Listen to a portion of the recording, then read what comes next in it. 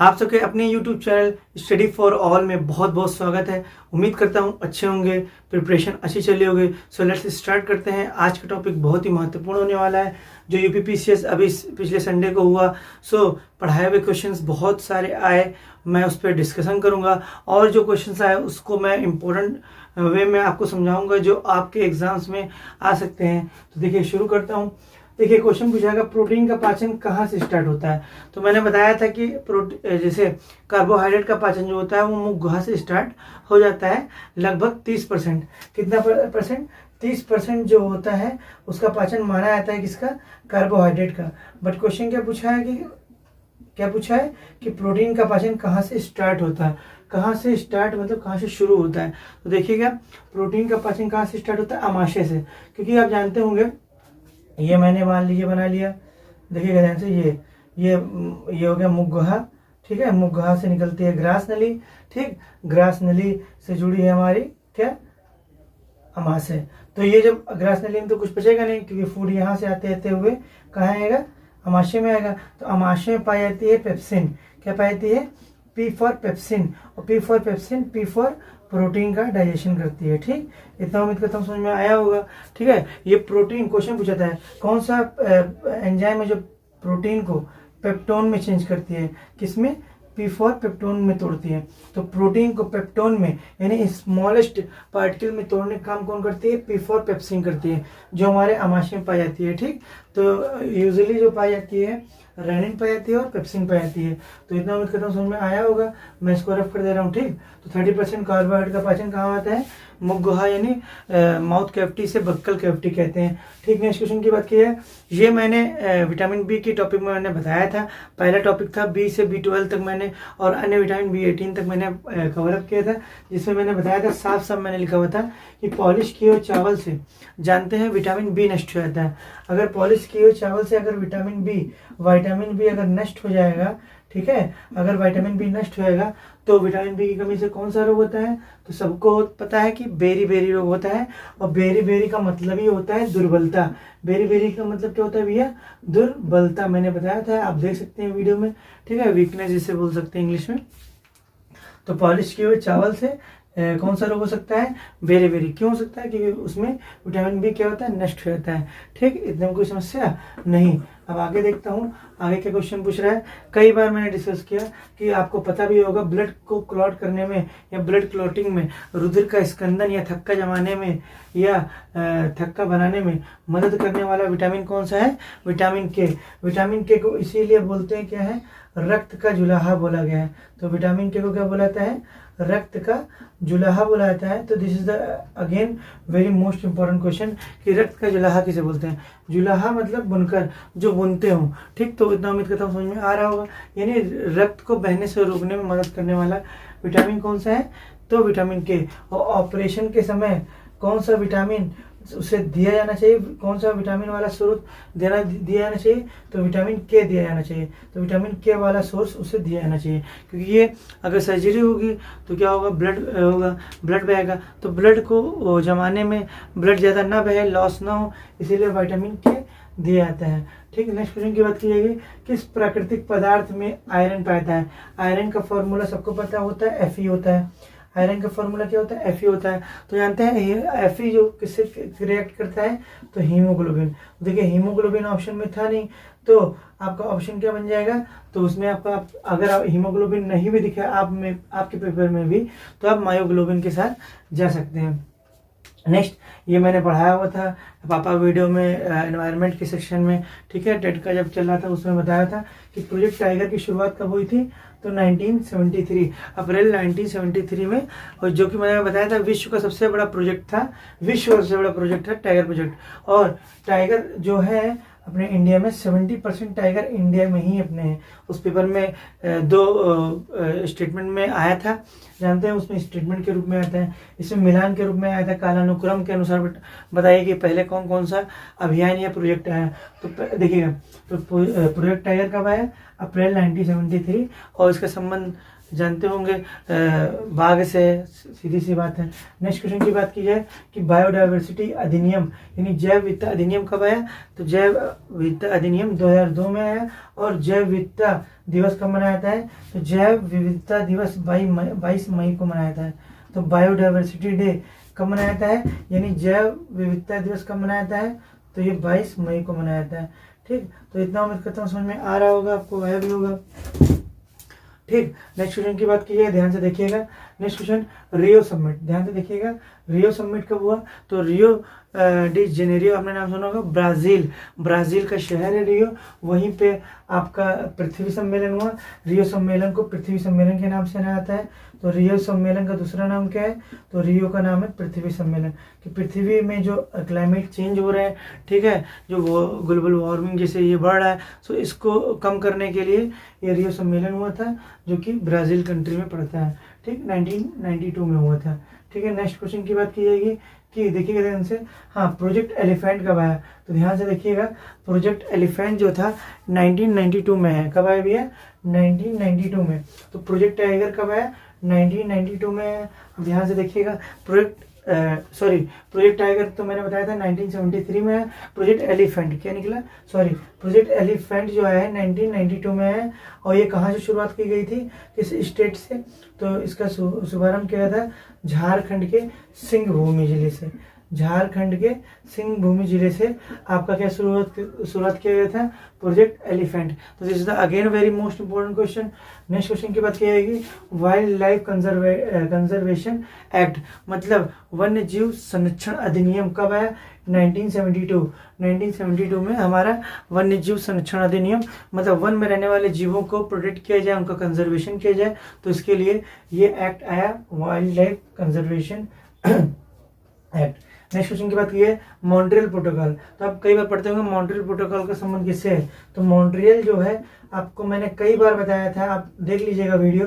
तो मॉन्ट्रियल जो है एक कनाडा का शहर है। तो ये कनाडा देश के मॉन्ट्रियल शहर में मॉन्ट्रियल प्रोटोकॉल हुआ, जिसका संबंध किससे था, ध्यान से देखिए, कनाडा, ध्यान से देखिएगा। इसके संबंध किससे था, ओजोन के संरक्षण के लिए, ओजोन गैस के या ओजोन परत के संरक्षण के लिए। ठीक है, ओजोन परत के इसके लिए भी है, संरक्षण के लिए।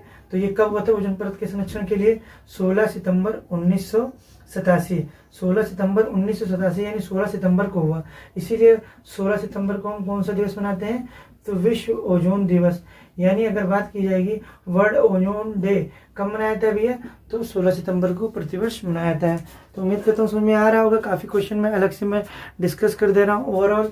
नेक्स्ट क्वेश्चन की बात की जाएगी, ठीक है, आज ही एक वीडियो आएगा, आप देख लीजिएगा, उसमें मैं डिस्कस करूंगा कि और कौन से क्वेश्चन आए। ठीक है, ज़्यादा वीडियो बड़ा हो जाएगा, इसीलिए मैं इसको मैं जो आए हैं उस पर मैं डिस्कस कर दे रहा हूँ, और अन्य क्वेश्चन जो आ सकते हैं वो भी मैं डिस्कस कर दे रहा हूँ। ठीक, नेक्स्ट क्वेश्चन की बात की जाएगी। कई बार में आता है कि ग्रीन हाउस गैस कौन कौन से होते हैं, तो मीथेन होते हैं, नाइट्रस ऑक्साइड होते हैं, नाइट्रस ऑक्साइड होते हैं, ना कि नाइट्रोजन ऑक्साइड होते हैं। नाइट्रोजन ऑक्साइड का फॉर्मूला क्या होता है, तो इसका फार्मूला होता है NO2 बोलते हैं, या नाइट्रोजन डाइऑक्साइड बोलते हैं, NO2 होता है। और नाइट्रस ऑक्साइड का फॉर्मूला क्या होता है, नाइट्रस ऑक्साइड का N2O होता है, जिसे लाफिंग गैस बोलते हैं। ठीक, तो ध्यान से देखिएगा। तो ग्रीन हाउस गैस में ये नहीं आता है नाइट्रोजन ऑक्साइड। बाकी मैंने पढ़ाया था ट्रिक से, मीना का जलवा ओ से, मी से मीथेन, ना से नाइट्रस ऑक्साइड, का से कार्बन डाइऑक्साइड, जल से जलवाष्प, जलवा मतलब जलवाष्प, ओ से ओजोन, सा से सल्फर डाइऑक्साइड, एंड CFC को भी हम रख लेते हैं ग्रीन हाउस गैस में, बट ये डिफरेंट था। तो नाइट्रोजन ऑक्साइड, अच्छा बात की नाइट्रोजन ऑक्साइड निकलता कहाँ से है, तो जेट विमान जो उड़ाए जाते हैं, देखते हैं बहुत तेजी से उड़ते हैं, हवा से बहुत तेजी से, मतलब कि वायु की गति से भी बहुत तेजी से चलते हैं ये। तो देखिए जेट विमान से नाइट्रोजन ऑक्साइड निकलते हैं। तो ये एक अलग से एक बहुत ही बेहतरीन क्वेश्चन का आंसर आपको मिल रहा है कि जेट विमान से कौन सी गैसें निकलती हैं, रिलीज होती है, तो नाइट्रोजन ऑक्साइड गैस रिलीज होती है। यदि ग्रीन हाउस गैस ना हो, ठीक है, सीधी सी बात, ग्रीन हाउस गैस बहुत जरूरी भी है, लाभदायक भी होता है और हानिकारक होता है। तो अगर ग्रीन हाउस गैस नहीं होगी तो पृथ्वी का तापमान पूछा गया था कितना होगा, तो -18 डिग्री सेल्सियस, यानी -18 डिग्री सेल्सियस। ठीक है, ये होगा ऋण का -18, मतलब 18 डिग्री सेल्सियस हो जाएगा। यानी 0 डिग्री सेल्सियस पे पानी, 0 डिग्री सेल्सियस पे पानी तब्दील हो जाता है, पानी तब्दील हो जाता है किसमें, बर्फ में। तो सोच लिए पूरा ग्लेशियर ग्लेशियर हो जाएगा, पूरा बन जाएगा और जीवन पॉसिबल हो ही नहीं सकता। ठीक है, तो यदि ग्रीन हाउस गैस नहीं होगी, ग्रीन हाउस गैस क्या करता है, पृथ्वी का तापमान बढ़ाता है। लेकिन पृथ्वी का औसत तापमान अगर बात की जाए कितना होता है, तो आप पढ़ते होंगे पृथ्वी का एवरेज टेम्परेचर कितना होता है, average temperature of the earth. ठीक है, पृथ्वी का औसत तापमान कितना होता है भैया, ध्यान से देखिएगा 15 डिग्री सेल्सियस होता है ये। ठीक है, कितना होता है, 15 डिग्री सेल्सियस होता है पृथ्वी का औसत तापमान। ठीक, नेक्स्ट क्वेश्चन की बात की जाएगी, किलिमंजारो। मैंने यूपीटेट के लेक्चर में मैंने बताया था किलिमंजारो कहाँ पड़ता है, तो तंजानिया, जो कि अफ्रीकन कंट्रीज में आता है। ठीक है, तो किलिमंजारो जो कि ज्वालामुखी पर्वत में आता है। ठीक है, ये तंजानिया में पड़ता है। चिम्बराजो में मैंने पढ़ा हुआ था इक्वाडोर में पाया था। कहाँ, चिम्बराजो जो ज्वालामुखी पर्वत है ये इक्वाडोर, जैसे कोटोपैक्सी बताया था इक्वाडोर में, वैसे चिम्बराजो भी इक्वाडोर में होता है। देखिए क्वेश्चन पूछा जाएगा, यमुना से पश्चिम से पूर्व की ओर मिलने वाली नदियां कौन सी होती हैं। तो यमुना से पश्चिम से पूर्व की ओर मिलने वाली नदियां कौन सी होती हैं, ध्यान से देखिएगा। मैंने पढ़ाया था यूपी के स्पेशल जब गंगा बताया था तो उसमें यमुना के बारे में डिस्कस किया था। ध्यान से देखिए, पश्चिम से पूर्व की मिलने वाली नदियां, मैंने उस वीडियो को डिलीट भी कर दिया था, उसमें और भी अच्छे से मैं उस पर करेक्शन करके और भी सारी चीज़ें मुझे बताना था। देखिए पश्चिम ये होता है हमारा, देखिएगा ध्यान से, पश्चिम इधर होता है और पूरब इधर होता है। तो पश्चिम पूरब तो इधर से इधर की ओर पूछ रहा है, ये पश्चिम से पूर्व की ओर, तो पश्चिम से पूर्व की ओर पूछ रहा है। तो देखिएगा पहले ये यमुना नदी मान लीजिए, क्या है, यमुना नदी है। ध्यान से देखिए, ये यमुना नदी है, ये जो बनाया मैंने, ये यमुना नदी है। पहली जो नदी मिलती है तो पहले आपकी मिलती है क्या, चंबल मिलती है। तो ये नदी जो आ रही है, ये नदी आके मिल गई, तो जो नदियां आपस में एक दूसरे से मिल जाए वो एक दूसरे की सहायक नदी कहलाती है। तो चंबल नदी यमुना की सहायक नदी क्योंकि मिल रही है। ठीक है, ये लगभग इटावा में मिलती है। कहाँ मिलती है, इटावा मिलती है। इटावा में कौन सा पार्क है, तो लायन सफारी पार्क है। किसने लायन सफारी पार्क स्थापित किया, लायन को मंगाया तो अखिलेश यादव की सरकार में। ठीक है, तो यूपी के इटावा में है। ठीक है, मिलती है। दूसरी नदी है सिंध नदी। दूसरी कौन सी नदी है, सिंध नदी, जो किससे मिलती है, यमुना से। तो सिंध भी किसकी सहायक नदी है, तो सिंध भी आपकी किसकी सहायक नदी है, तो यमुना की सहायक नदी है। ठीक है, तीसरी नदी मिलती है आपकी, नो एनी डाउट, बेतवा नदी मिलती है। कौन सी नदी मिलती है, तो यूपी के हमीरपुर में यमुना नदी से मिल जाती है। यूपी के हमीरपुर में यमुना नदी से मिल जाती है बेतवा नदी। ठीक, और लास्ट क्वेश्चन की बात है केन नदी। तो केन नदी जो होती है, ध्यान से देखिएगा, केन नदी भी यमुना की सहायक नदी है। ये कहाँ मिलती है, बांदा में मिलती है। कहाँ मिलती है भैया, बांदा में मिलती है। तो this is the very most important question. ठीक है, इतना उम्मीद कर रहा हूँ समझ में आया होगा। ठीक है, मैं इसमें क्या कर दे रहा हूँ, रफ कर दे रहा हूँ, तो इतना कुछ समझ में आया होगा। हाँ, क्वेश्चन पूछा है किस नदी को ग्रीन सूप बोला गया है। तो ग्रीन सूप की संज्ञा, मतलब जैसे सूप पीते हैं ना, तो ग्रीन सूप किस नदी को बोलते हैं, तो यमुना नदी को ग्रीन सूप भी बोला जाता है। तो ये बहुत ही मोस्ट इंपॉर्टेंट क्वेश्चन है आपके लिए। सो मैं अलग से मैं डिस्कस कर दे रहा हूँ और भी क्वेश्चन जो बन जाए आपके कॉम्पिटिटिव एग्जाम्स के लिए। सो आपको क्या करना है, आपको बड़े से बेहतरीन नोट्स बनाना है, इसको लिखते जाना है आपको। ठीक, जिससे आपके मिसलेनियस टॉपिक भी कवर हो जाए, विविध के क्वेश्चन भी क्लियर हो जाए। सो देखिएगा ध्यान से, मैं नेक्स्ट पढ़ता हूँ। ठीक है, कृत्रिम वर्षा के लिए जिम्मेदार कौन सा, सिल्वर आयोडाइड, AgI है ना, सिल्वर का मतलब AgI। तो अगर कृत्रिम वर्षा करानी है, ठीक है, क्लाउड का फॉर्मेशन कराते हैं, क्लाउड मतलब बादल का निर्माण कराते हैं। ठीक है, वो जब डेंस हो जाती है, डेंसिटी बढ़ जाती है, कंडेंसेशन मतलब संघनन हो जाता है, तो बारिश भी होती है। ठीक है, इतना उम्मीद करता हूं समझ में आया होगा। देखिए ये मैंने स्पेशली बताया था, जरूर याद रख लीजिएगा। भारत की पहली किसान रेल कब चलाई गई, किसानों के लिए रेल चलाई गई थी, सुविधाएं उसमें की गई थी, खास सामग्रियां भी। तो भारत की पहली किसान रेल चलाई गई थी, महाराष्ट्र के देवलाली से चली थी और बिहार के दानापुर तक। देख सकते हैं मेरा जब कोविड-19 के समय, लॉकडाउन के समय मैंने बनाया था, अनलॉक के समय चल रहा था, ये मैंने बताया हुआ था कि भारत की पहली किसान रेल महाराष्ट्र के देवलाली से चलाई गई और बिहार के दानापुर तक ही चलाई गई थी। ठीक है, तो इतना उनको तो समझ में आया होगा। ये कई बार मैंने डिस्कस किया है पापा वीडियो में संविधान का कि महाभियोग किस पर चलाया था, तो आप जानते होंगे, नो एनी डाउट, ये राष्ट्रपति पर चलाने के लिए लाया गया था। और ये कहाँ से लिया गया था, यूएसए से लिया गया था महाभियोग।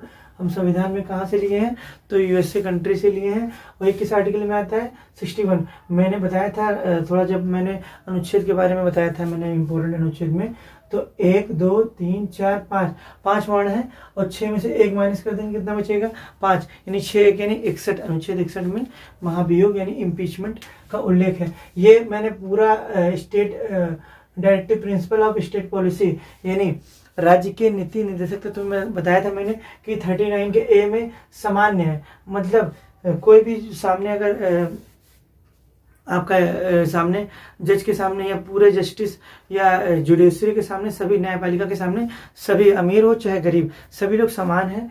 तो मतलब सभी लोग समान है, यानी सभी को समान न्याय मिलेगा, नहीं इक्वल जस्टिस मिलेगा।